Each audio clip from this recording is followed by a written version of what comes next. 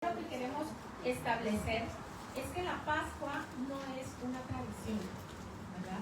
No es una situación que nos heredaron y que por eso la celebramos. Pero también queremos enseñarles esta noche el significado de la Pascua para que podamos nosotras comprender por qué lo estamos haciendo, ¿verdad? No es nada más de me voy a ir de vacaciones, ya me quiero ir a la playa, voy a comer solo pescado, porque esas son las cosas que hemos aprendido, ¿verdad? En el mundo, y que no sabemos el por qué. Entonces, miren, primero, la Pascua pues no es una tradición, ¿verdad? Fue un proceso que se llevó a cabo de liberación del pueblo de nuestro Señor Jesucristo. Aquellos que estaban bajo el cautiverio de los egipcios, ¿recordamos esa historia? ¿Recordamos todas el libro de Éxodo alguna vez? Hemos escuchado la historia, tal vez nos las han contado, o en alguna escuela bíblica, o en las caricaturas de los niños, ¿verdad? Se ve mucho toda esta historia del pueblo de Israel. Y miren, este pueblo no estaba en una celebración, era un pueblo que literalmente estaba esclavizado, estaba bajo el yugo de los egipcios, estaba dominado por esta cultura, por estas personas que los tenían sometidos, ¿verdad? Los tenían como esclavos. Entonces, nuestro Señor Jesucristo, en presencia en ese tiempo del Espíritu Santo, se manifiesta en un momento de dolor, ¿verdad? En un momento de angustia de esas personas. Ellos estaban oprimidos, ellos estaban en sufrimiento, estaban padeciendo muerte. En ese momento es donde nuestro Señor Jesucristo se manifiesta. Perdón, voy a poner aquí. Entonces, miren, todos conocemos un poquito de la historia de nuestro Señor, del pueblo de nuestro Señor Jesucristo. Ellos, dice la escritura que ellos fueron liberados. ¿A quién fue que les utilizó para liberar al pueblo de los egipcios? A Moisés. Fueron liberados y ellos tenían una instrucción, ¿verdad? Ellos tenían que manchar los dinteles de sus casas con sangre de un cordero. ¿Recordamos esa historia todos? Y de esta manera iban a tener esa señal en la puerta que iba a indicar a las personas que creían en Dios. Esa es la base, no era nada más manchar por manchar, era la gente que realmente creía que haciendo este acto de obediencia iban a tener una respuesta de parte de Dios. Entonces, vamos a ver que la primera Pascua la encontramos en el libro de Levítico. Vamos a ir a Levítico 23:5. Allá va.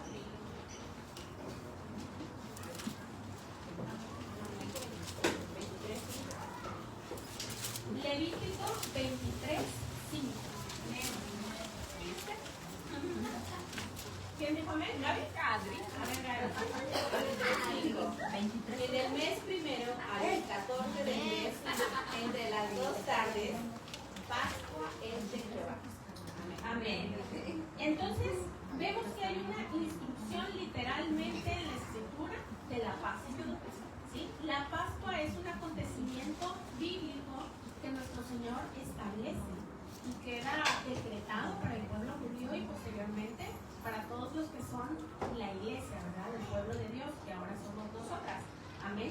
Entonces, aquí leemos que en Levítico nos dice, en el mes primero, a los 14 del mes, entre las 2 tardes, Pascua es de Jehová. ¿Pero qué significa la Pascua?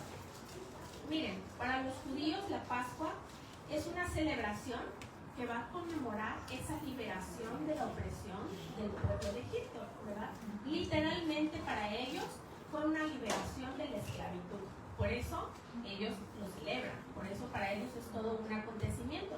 En ese tiempo, Dios le ordena a este pueblo, a los israelitas, que conmemoren constantemente la salida de Egipto, ¿verdad? Que tengan ese recuerdo cada año de que fue Dios quien los liberó.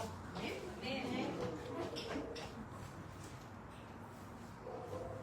Bueno, entonces, ahora vamos a leer el libro de Éxodo 12:6. Amén. A ver, Adri. Amén. Amén. Lo guardaréis hasta el día 14. Lo guardaréis hasta el día 14 de este mes. Se formulará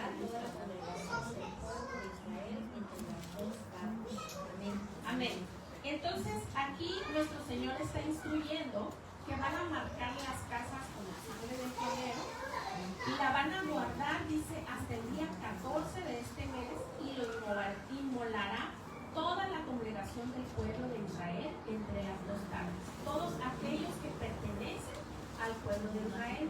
Los que tomaron la decisión en ese momento de no llevar a cabo la instrucción, evidentemente pasó el ángel de Jehová y pues no lo salvó, ¿verdad? A estas familias no las salva. ¿Qué significa la Pascua? En hebreo se dice Pesaj, que significa pasar por alto. ¿Sí? Es ese acontecimiento en donde el ángel iba a dejarse en casa y pasaba por alto y se iba a la otra. Y pasaba por alto y se iba a la otra. Ahí no morían los primogénitos. ¿Sí? Porque vamos también ese acontecimiento, ¿verdad? Bueno, entonces el libro de Éxodo, en el siguiente capítulo, ahí vamos a ver Éxodo 13, 4.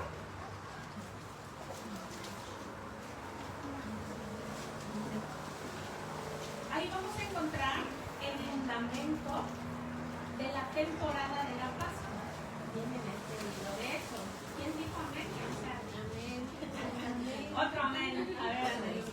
Vosotros salís hoy en el mes de abril. Amén. Entonces, el libro de Éxodo nos dice que el mes primero es el mes que se llama Abib, ¿verdad? Este término viene en el Antiguo Testamento.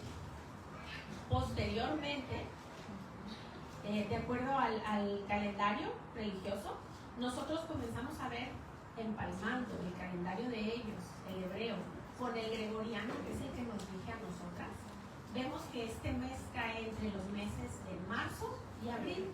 Por eso se mueve la fecha, ¿sí? Porque dependemos del calendario de ellos.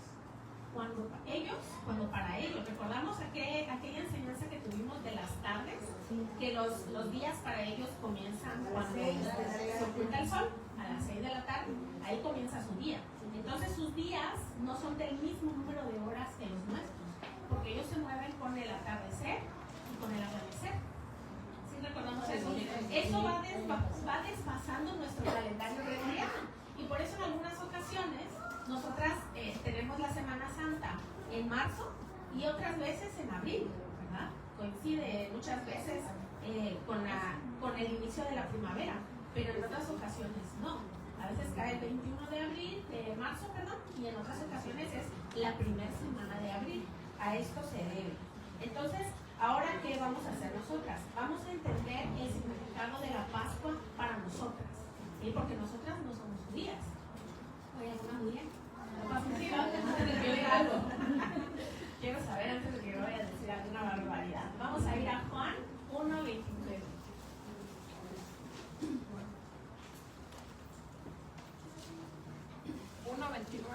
Juan 1:29.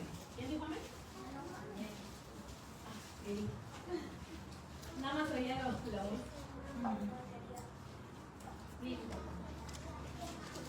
El siguiente día vio Juan a Jesús que venía a él y dijo: He aquí el Cordero de Dios que quita el pecado del mundo.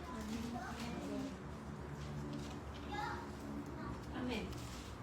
Bueno, nosotras ahora entendemos esa similitud con el pueblo judío, ¿verdad? El que otorgó en ese tiempo la salvación del pueblo fue el Espíritu Santo a través de una instrucción de que mataran a esos corderos y pintaran sus casas, mancharan sus casas de la sangre del cordero. ¿Amén? Para nosotras ahora ese cordero inmolado es nuestro Señor Jesucristo. Nosotras, para poder pagar esos pecados, sabemos que nuestro Señor Jesús dio su vida por nosotras, ¿verdad? Nosotras ya no matamos a los corderos para que nuestros pecados sean limpiados. Nosotras sabemos que por la sangre del cordero nuestros pecados ya fueron pagados y nosotras tenemos libertad a partir del momento en el que recibimos a nuestro Señor Jesucristo. Parecen chamaquitas de prepa. Mis chamaquitas preparatorias. Bueno, entonces, ese es el sentido que para nosotras toma el evento de la Pascua, ¿sí? La Pascua para nosotras gira en torno a nuestro Señor Jesucristo. Por eso es que nosotras celebramos la Pascua. ¿Por qué? Porque nuestro Señor Jesucristo Jesucristo lo dejó instituido a través del evento último que tuvo en su vida cuando con sus discípulos tomaron la última cena. ¿Sí? Ahí nuestro Señor Jesús estaba celebrando la Pascua. Recordemos que Él era judío y los discípulos eran judíos y se regían por la ley judía. Entonces llevaban a cabo por la ley este acontecimiento que quedó establecido en el libro de Éxodo. ¿Sí? En el libro de Éxodo, donde leímos que cada mes de marzo o abril se iba a celebrar la Pascua. Entonces, miren, para nosotras las que somos cristianas, para nosotras las que estamos en Cristo, voy a corregir, toma un significado especial. ¿Por qué? Porque nosotras debemos de recordar durante esta temporada la libertad que nuestro Señor Jesucristo nos regaló a través de la muerte de cruz. ¿Sí?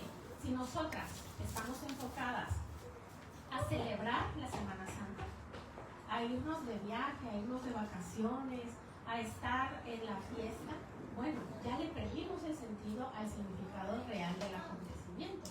Yo no digo que no vayan con su familia, pero que podamos comprender el significado real del acontecimiento, ¿sí? Por esto es que se dio la Pascua, por eso es que en esta semana nosotras podemos celebrar que tenemos la libertad y que tenemos la vida eterna al lado de nuestro Señor Jesucristo, porque hubo un cordero que fue entregado para que nosotras tuviéramos el perdón de nuestros pecados. Amén.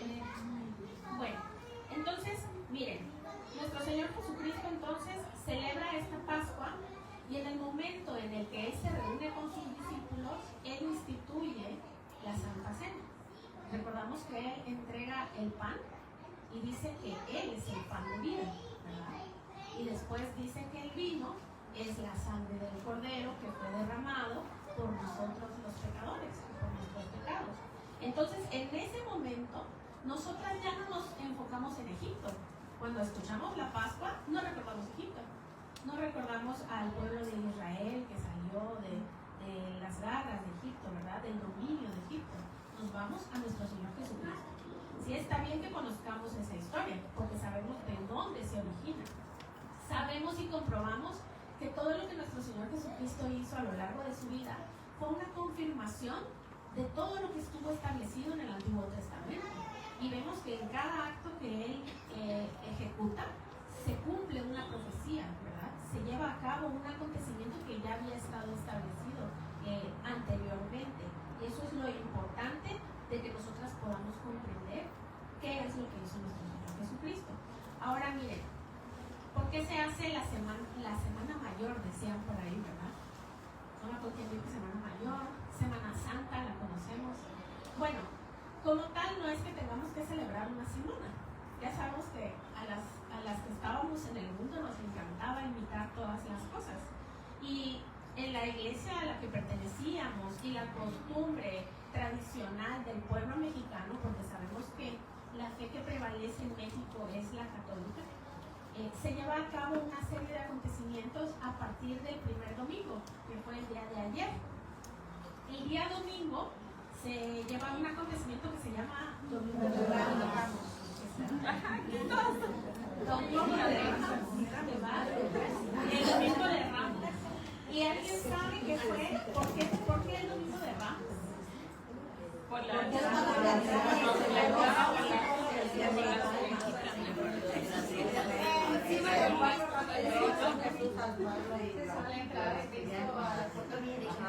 Bueno, vamos a ir a Mateo 21:9. ¿Mateo cuál? Mateo 21:9. Amén.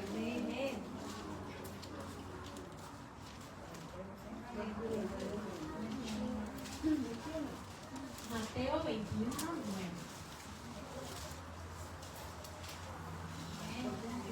Amén. ¿Quieren Hortensia? A ver, Hortensia. La gente que iba delante y la que iba detrás aclamaba diciendo: Hosana al hijo de David, bendito el que viene en el nombre del Señor, Hosana en las alturas.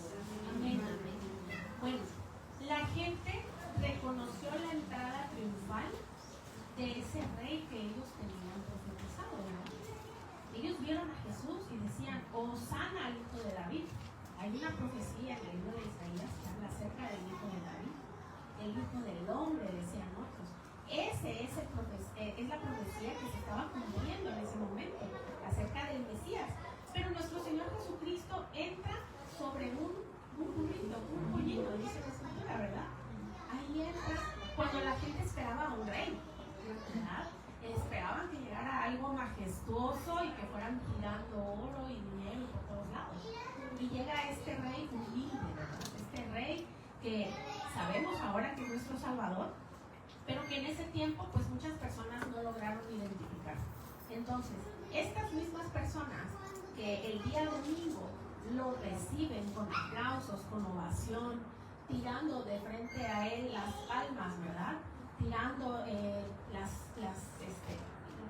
capas, ¿verdad? Para que pasara el rey. Días después lo estaban acusando y lo estaban señalando para que fuera crucificado, ¿verdad? Crucifíquenlo, decían. Y dieron a elegir entre Barrabás y nuestro Señor, porque dijeron, maten al rey de los judíos. Entonces vamos a ir entendiendo este concepto. Después de eso, viene el siguiente día, el lunes, ¿verdad? Vamos a ir a Mateo 21, 12, 13. Amén. A ver, Mabel. Y entró Jesús en el templo de Dios y echó fuera a todos los que vendían y compraban en el templo y volcó las mesas de los cambistas y las sillas de los que vendían palomas. Y les dijo, escrita está, mi casa, casa de oración será llamada, mas vosotros la habéis hecho cueva de ladrones. Amén. Entonces, vemos que nuestro Señor Jesucristo entra a Israel. Inmediatamente va al templo y se enoja, ¿verdad? Y comienza a tirar todas las cosas que había en la plazoleta de ese lugar. Comienza a aventar las mesas de los cambistas, comienza a reclamar a aquellos fariseos que habían convertido ese lugar en la casa de ladrones, cueva de ladrones. La casa de su padre ya había sido corrompida. Miren, como paréntesis, este es uno de los fragmentos que nos deja ver la importancia entre separar lo espiritual y lo mundano. Lo espiritual del dinero. Lo hablábamos el lunes pasado, esos dos señores que se logran manifestar, ¿verdad? Nuestro Señor Jesucristo y el Señor de las riquezas. Debemos cuidar mucho, no profanar la casa de Dios, ¿sí? No llevar, no solamente las situaciones físicas que podemos ver, ¿no? La economía, sino nuestro pensamiento. Que nuestro pensamiento comience a ser dividido y que podamos comprender que la casa de Dios es el lugar en el que se mueve el Espíritu Santo de Dios, ¿sí? El templo, que somos cada una de nosotras, es donde habita el Espíritu Santo de Dios.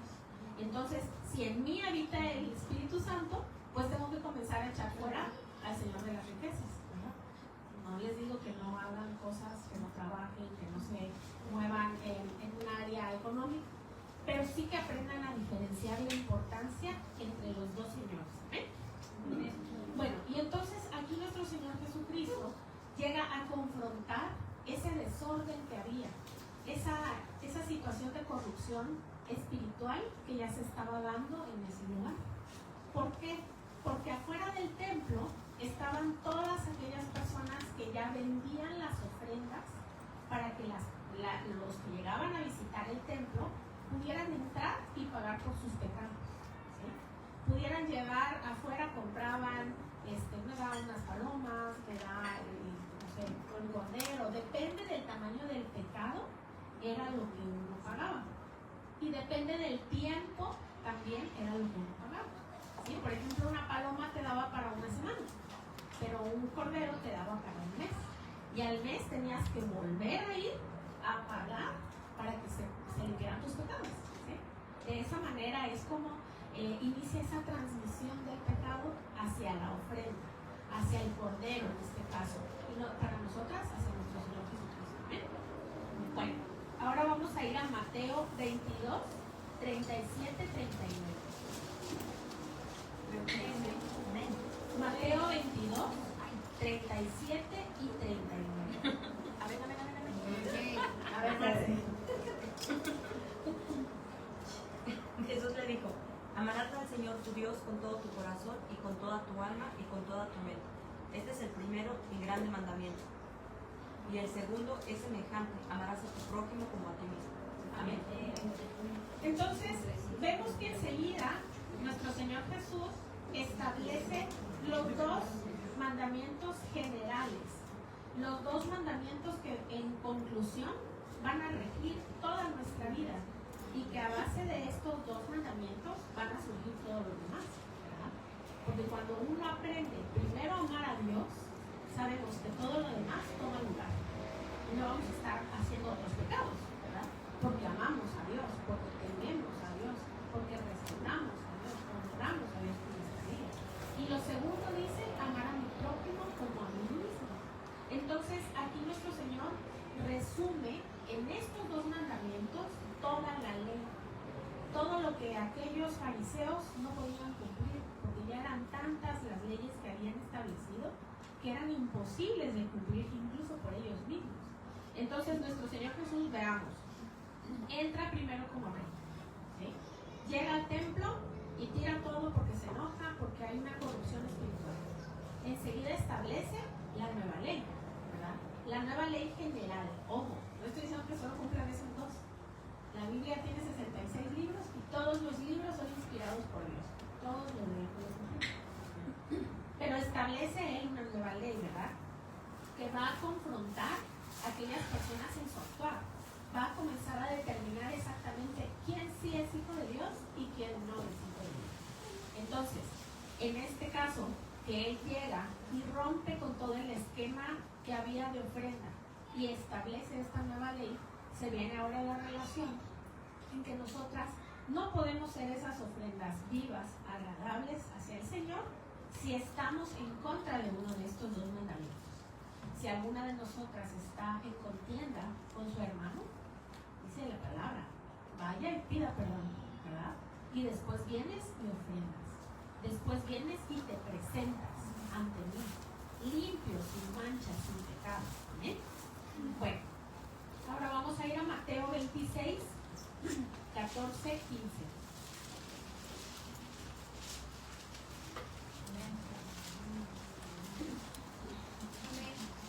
¿Quién?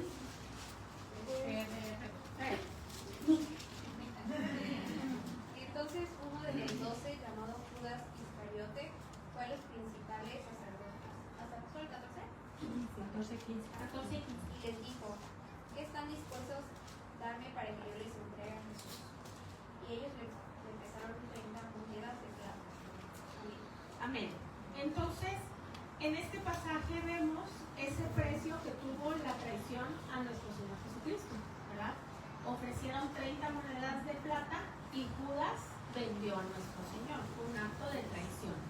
Entendemos que todo esto está sucediendo en esta semana previa a la Pascua, ¿verdad? En estos días previos a la Pascua. Y sabemos todas en qué va a desencadenar este final. Vamos a ir a Lucas 22, 19, 20.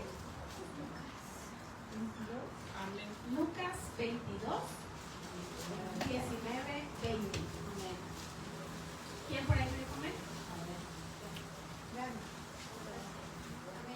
¿Quién? A ver, Chivo.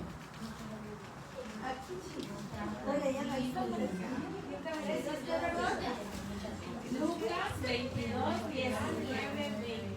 A ver, Jale. No vale. A ver, espérense. 19. ¿Quién está leyendo? A ver, Jania primero. Tomó un poco de pan y dio gracias a Dios por él. Luego lo partió en trozos, lo dio a sus discípulos y dijo, esto es mi cuerpo, el cual es entregado por ustedes. Hagan esto en memoria de mí. ¿Hasta 20? 20 también. Después de la cena tomó en sus manos otra copa de vino y dijo, esta copa es el nuevo pacto entre Dios y su pueblo. Un acuerdo confirmado con mi sangre, la cual es derramada como sacrificio por ustedes. Amén. Entonces, imagínense ustedes, están reunidas con nuestro Señor. Ojo, chicas. Imagínense estar en ese momento reunidas y escuchar estas palabras. En ese momento los discípulos no comprendían, ¿verdad? Porque está diciendo el Señor, hacer esto en memoria de mí. Significa que Él no está, ¿verdad? Y entonces los discípulos dijeron, pues lo hagamos, aquí está el Señor. Nadie en ese momento vio venir lo que venía. lo que iba a suceder. Y además dijo, esta copa es el nuevo pacto en mi sangre, que por vosotros se derrama. En ese momento nuestro Señor Jesucristo anuncia su muerte a los discípulos. ¿Sí? Los discípulos sin comprender del todo, ¿verdad? Incluso estaba ahí Judas. Judas dijo, pues yo no sé qué está pasando. Yo nomás sé que yo vendí por 30 monedas al Señor y estoy esperando a ver a qué hora van a llegar. Entonces, ahora vamos a ir a Mateo 26, 39. Ahora sí me ayudan más.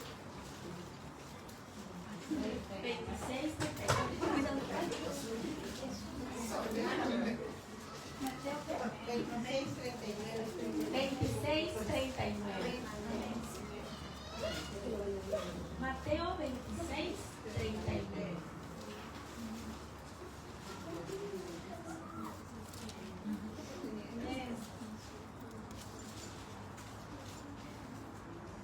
¿Quién dijo amén? Tus papás me dicen amén, levanten la mano. La hermanita levanta la mano. Yendo un poco adelante, se postró sobre su rostro orando y diciendo, Padre mío, si es posible, pase de mí esta copa, pero no sea como yo quiero, sino como tú. Amén. Bueno, y entonces aquí vemos esa conocida oración en el Getsemaní, ¿verdad? En donde nuestro Señor Jesucristo se rinde completamente a Dios. Y Él reconoce que la voluntad es totalmente del Padre. Nuestro Señor Jesucristo ya sabía lo que iba a padecer. Y como cualquier persona, pues sabía que era un acontecimiento que iba a doler. Porque recordemos que Él vino como hombre. Él vino y sufrió como hombre. Sintió como hombre en ese momento. En el momento en el que fue crucificado. Y aquí le pide al Padre que pase de mí esta copa, pero no sea como yo quiero, sino como tú. ¿Por qué estamos leyendo todos estos versículos, hermanas? No es nada más para que conozcamos todo lo que aconteció, sino para que en medio de las palabras que dejó nuestro Señor, comprendamos la actitud que debemos de tener ante estos acontecimientos. ¿Sí? Primero hubo júbilo, hubo gozo por el reconocimiento del Mesías. Después hubo un celo santo, ese celo que hace que uno se moleste cuando están profanando la palabra del Señor, cuando están hablando cosas en contra de nuestro Señor, cuando se está estableciendo una serie de demonios y de potestades, incluso en la casa de Dios. Después vienen esas nuevas leyes en donde nos enseña que amemos, ¿verdad? Después vemos que hay traición, ¿verdad? Puede haber una persona que traicione la palabra de Dios, no nosotras. Nosotras podemos ser pisoteadas en el nombre de Jesucristo, pero la palabra del Señor. Y después vemos que nuestro Señor establece la institución de la Santa Cena, que es una revelación de su muerte, ¿sí? De lo que Él va a hacer por nosotras. Y ahora estamos en esta oración del Getsemaní, en donde tenemos que rendirnos completamente a Dios. Tomar esa actitud de rendición de todas las cosas que están a mi alrededor, ¿sí? De dejar de querer controlar cada acontecimiento que sucede en mi vida, de dejar de querer tener el control sobre aquello que le pertenece solamente a Jesucristo. ¿Sí? Bueno, y ahora vamos a ir a Isaías 53, 5.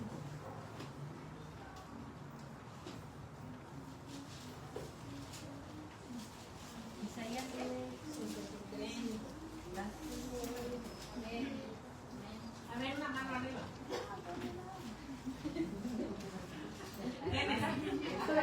Espérame, Génesis.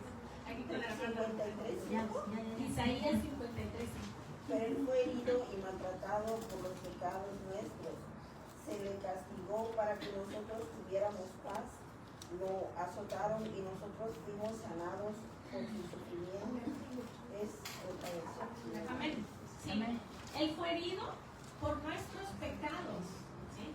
Miren, aquí en Isaías ya estaba la profecía de lo que iba a sucederle al Cordero inmolado, nuestro Señor Jesucristo. Él iba a ser herido por nuestras rebeliones, molido por nuestros pecados. Cada vez que ustedes piensen en el Señor Jesucristo, piensen que ustedes mismas son las que han contribuido a que Él fuera crucificado. ¿Sí? Es un acto de amor de nuestro Señor que Él vino a pagar para que nosotras tuviéramos esta vida que hoy estamos viviendo, esta libertad que hoy tenemos y que nos esforzamos tanto por arruinar con nuestros complejos, con nuestras obsesiones, con nuestras faltas, con nuestras culpas, con cada rencor que le guardamos a otra persona. Estamos queriendo arruinar ese tesoro que nuestro Señor nos regaló a través de su sacrificio en la cruz. Entonces, tómenlo a cuenta. Cada vez que ustedes piensen en nuestro Señor Jesucristo, sepan que Él sufrió por cada uno de ustedes. ¿Ven? Pero vivan, porque yo sé que todas sabemos. Yo sé que todas sabemos que Él estuvo crucificado y hasta ya se nos hizo como algo natural, ¿verdad? Porque no padecimos ese momento, no vivimos ese momento a su alrededor. Pero si de verdad nos ponemos a pensar en lo que nuestro Señor Jesucristo hizo y que además estaba profetizado desde 600 años antes de que Él estuviera en la tierra, imagínense ese plan perfecto de salvación de nuestro Señor que se cumplió en el momento en el que nuestro Señor Jesucristo fue crucificado. ¿Amén? Y vamos a leer ahora Juan 19:30. Ahora sí,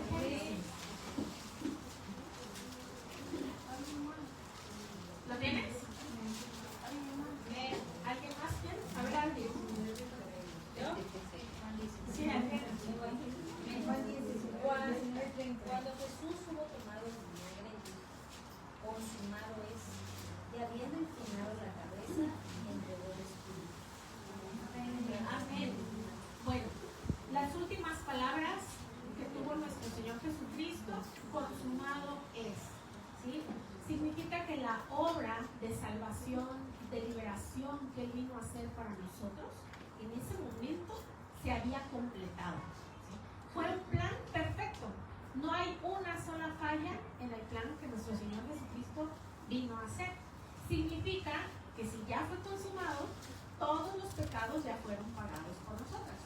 Si alguna de ustedes carga alguna culpa, recuerde que el Señor ya lo completó, ya lo consumó. Si alguna de ustedes carga por ahí alguna falta de perdón hacia ustedes mismas muchas veces, porque no nada más nos vamos contra los demás, también nosotras nos queremos lacerar. Bueno, entendamos que nuestro Señor Jesucristo ya completó la obra. ¿Amén? Y enseguida, después de que sucede la crucifixión, viene lo que se llama en el mundo el sábado. Vamos a ir a Mateo 27, 59, 60. Mateo 27. Mateo 27, 59, 60. Amén. ¿Quién? ¿Gaby? A ver, Gaby. 59, 60. Sí, así estoy. Y tomando José el cuerpo, lo envolvió en una sábana limpia y lo puso en su sepulcro nuevo, que había labrado en la peña, y después de hacer rodar una gran piedra a la entrada del sepulcro, se fue. Amén. Bueno, dice, y tomando José el cuerpo. ¿Qué cuerpo? De Jesús. De Jesús. ¿Quién José? Arimateo. José de Arimatea. Quiero que se lo aprendan así como me contestan. Sábado santo, sábado. Así quiero que se aprendan. José, que, o sea, no conozco la historia de José. José de Arimatea solamente viene mencionado en la escritura una vez, que es en este versículo. Pues se presume que es un pudiente de ese tiempo, porque él tuvo la solicitud que hizo al pueblo romano para pedir que se le entregara el cuerpo de nuestro Señor Jesucristo, y se lo otorgaron. Entonces, pues era alguien de influencias, ¿verdad? Era alguien pudiente. De hecho, más arribita lo dice. Y Era un por hombre eso se rico. le da. ¿Ah? Más arribita lo dice que era un hombre rico de Arimatea y que había sido discípulo de Jesús. Y por eso se le da. ¿Sí? ¿Por qué? Porque es una persona que tiene poderío. Los romanos de esa manera se conducían en ese tiempo. Entonces le entregan el cuerpo y le permiten enterrarlo, darle sepultura a nuestro Señor Jesucristo. No dejaron el cuerpo en la cruz como los demás asesinos y malandros de ese tiempo, sino que le permitieron bajar el cuerpo y ponerlo en una tumba. ¿Amén? Entonces dice la Escritura, sí, pero era una persona adinerada. ¿Sí? Esa es la diferencia. No es como Pedro, que bueno, si Pedro llegaba y pedía el cuerpo, lo iban a linchar. Los estaban buscando a todos los discípulos de nuestro Señor Jesucristo. Era alguien importante, podría ser un político, podría ser un comerciante, era alguien de dinero, ¿no? La Escritura no especifica cuál era el discípulo como tal de Jesús. Era un discípulo porque aprendió de nuestro Señor Jesucristo. Miren, recordemos que nuestro Señor no solamente tuvo 12 discípulos, ¿sí? Después habla la Escritura en el mismo libro de Mateo que vienen 72 discípulos más. Entonces, el Señor Jesucristo tenía muchos discípulos y muchos seguidores también, muchas personas que lo veían como rabí y por eso iban y escuchaban su enseñanza, ¿sí? Los discípulos que se convierten en apóstoles son los que conocemos que son 12. Y esos 12, en el tiempo en el que crucifican a nuestro Señor Jesucristo, también tienen persecución, ¿verdad? Tan así que sabemos que Pedro lo negó, dice la Escritura, 3 veces. Porque iban tras ellos también. Entonces, Arimatea se refiere a que es un discípulo, que es un seguidor, que es alguien que está aprendiendo de nuestro Señor Jesucristo, pero es alguien que tiene influencia política o económica. Y por eso se le otorga el permiso de bajar el cuerpo y de darle sepultura. Entonces, vemos aquí en Mateo que dice que lo envuelve y lo pone en un sepulcro. Y rueda una gran piedra en la entrada del sepulcro y se va. Porque así eran las tumbas antes, eran como cuevas, ¿verdad? Que eran cubiertas con una piedra, no como las que conocemos en la actualidad. Y finalmente vamos a leer Mateo 28, 5, 6. ¿Quién dijo amén? Adriana.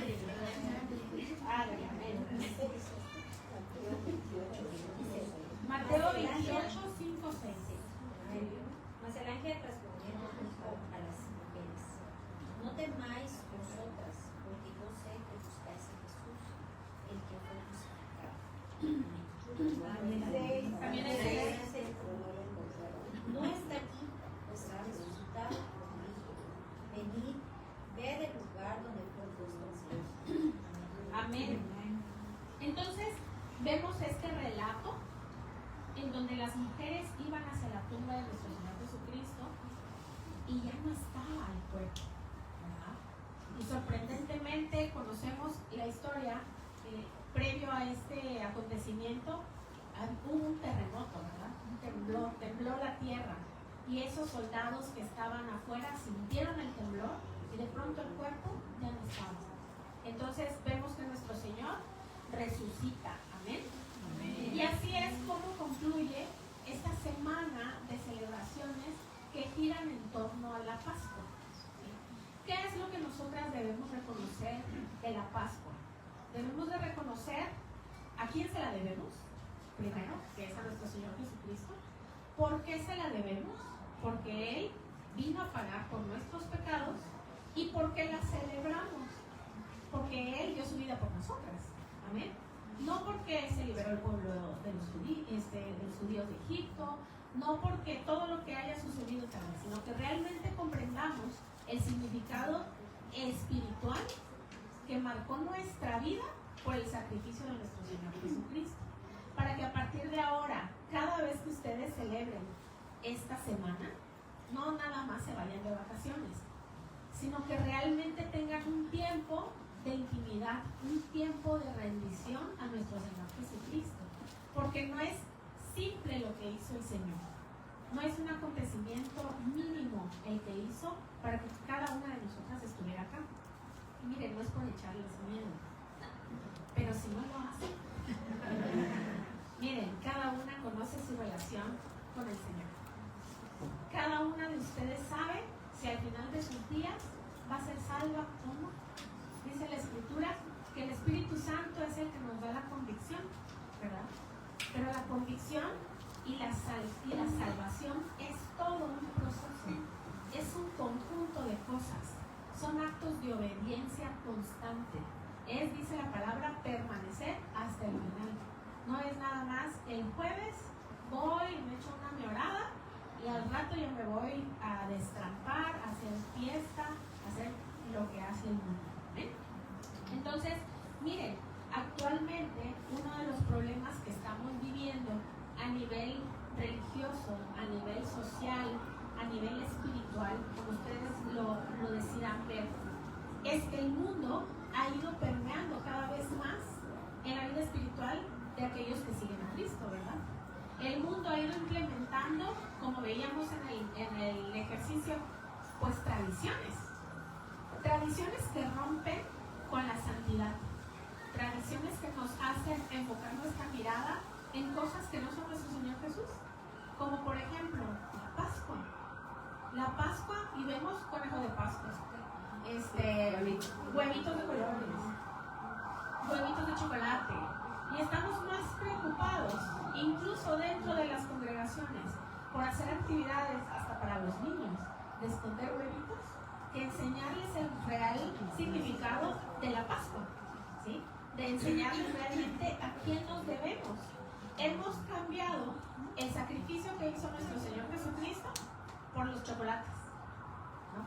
Hemos cambiado la muerte de cruz por un conejo.